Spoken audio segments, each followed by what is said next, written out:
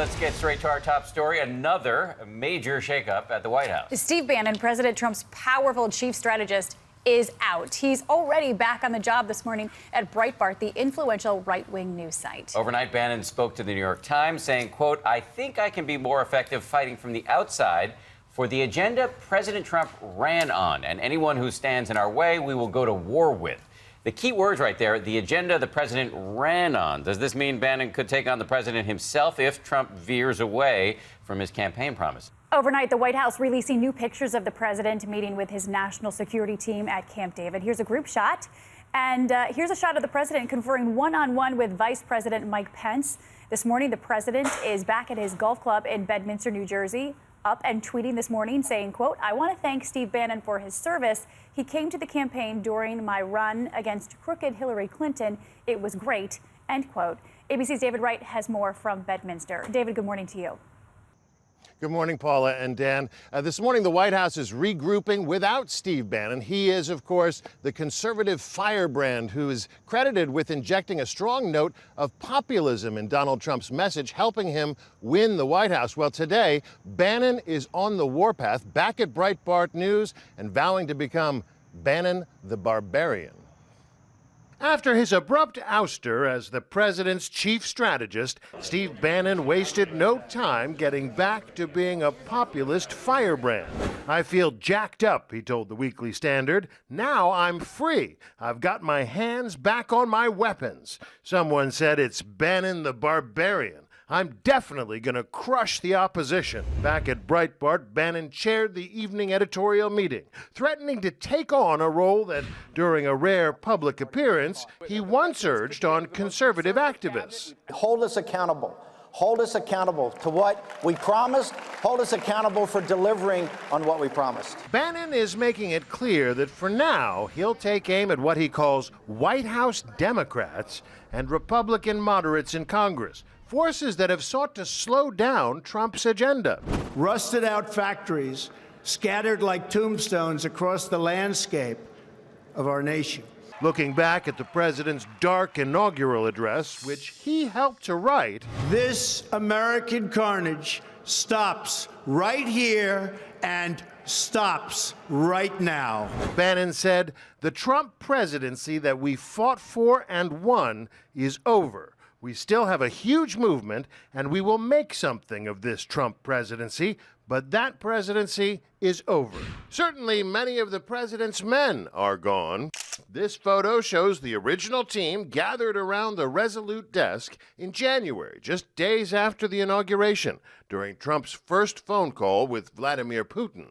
Only one of them still works for the White House, Vice President Mike Pence.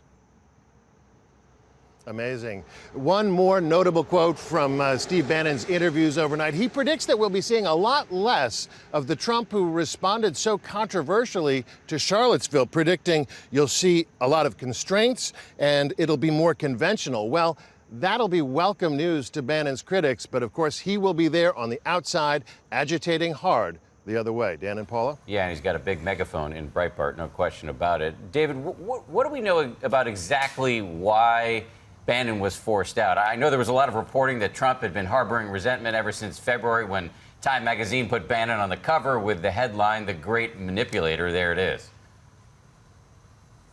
That's right. His departure has long been thought to be imminent, put it that way. The president was said to be none too happy about that Time magazine cover, also none too happy about the Saturday Night Live skits and other things that suggested that he was the manipulator pulling the strings. But officially, this was a mutual decision. Bannon said that he only planned to stay for a year, and it was August 14th of last year that he signed on to head the Trump campaign. As we showed, this SNL portrayed Bannon as the Grim Reaper in charge of the White House. David Wright, thank you very much. Thanks, David. And for more about what's happening in Washington, we want to bring in ABC News contributor and conservative commentator Tara Setmeyer.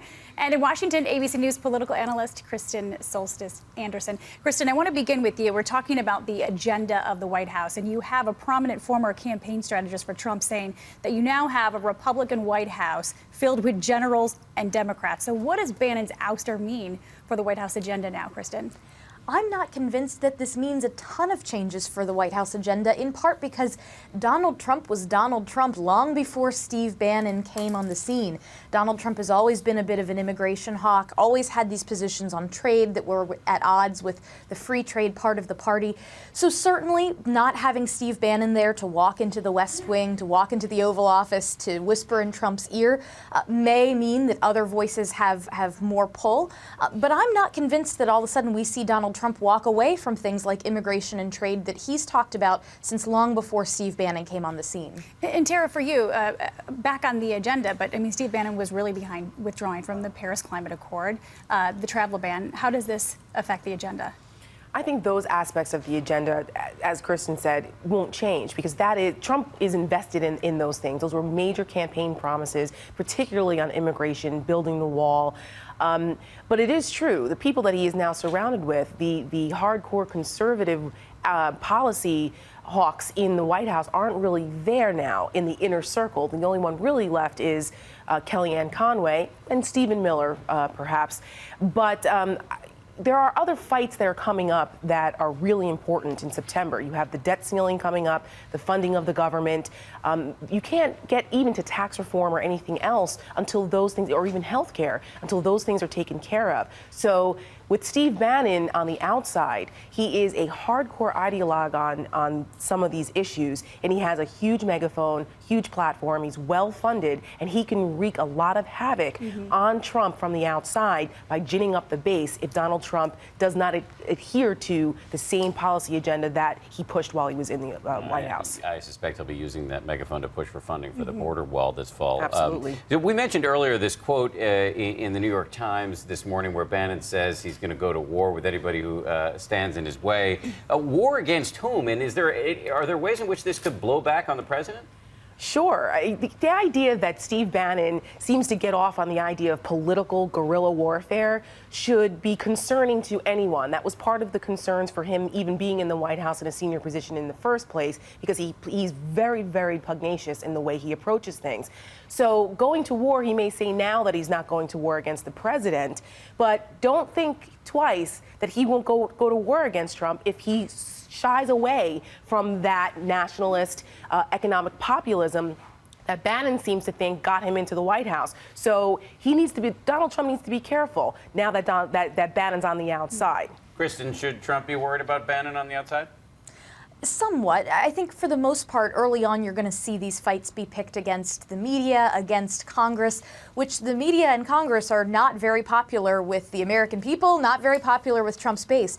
But Donald Trump is very popular with Trump's base. And so the idea of Breitbart going to war with Donald Trump himself, I'm not convinced that even with the large megaphone of Breitbart, that you could turn Trump's own voters against him. He's just got enough of this sort of strong personality pull with his voters that I think that would be a much tougher fight for Breitbart to win. Kristen Soltis-Anderson, Tara Setmeyer, thank you both. Thanks, we really ladies. appreciate your analysis. Hi, everyone. George Stephanopoulos here. Thanks for checking out the ABC News YouTube channel. If you'd like to get more videos, show highlights, and watch live event coverage, click on the right over here to subscribe to our channel. And don't forget to download the ABC News app for breaking news alerts. Thanks for watching.